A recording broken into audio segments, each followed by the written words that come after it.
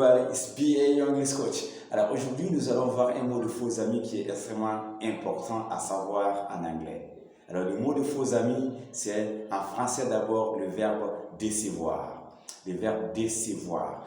Pour traduire ce verbe, ce n'est pas to deceive. Non, ce n'est pas to deceive. Le verbe décevoir en anglais, c'est to disappoint. To disappoint.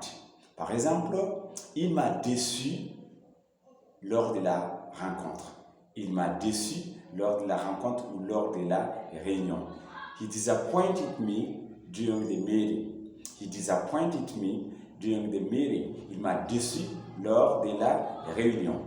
Alors, to deceive, qu'est-ce que ça veut dire? To deceive, en français, c'est le verbe tromper. Le verbe tromper. Par exemple, il a essayé de tromper son ami. He tried to deceive his friend. He tried to deceive his friend. Il a essayé de tromper son ami. He tried to deceive his friend.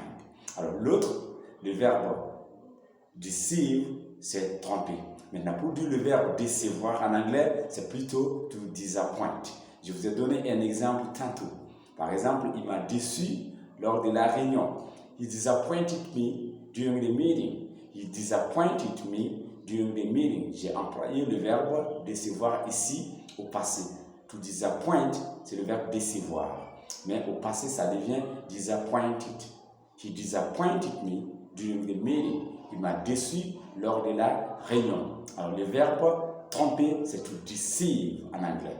Donc, deceive ne veut pas dire décevoir. Alors, thank you very much. And I hope you enjoyed this short video, and make sure you got to use these expressions next time correctly. Thank you very much, and it's BA English Coach.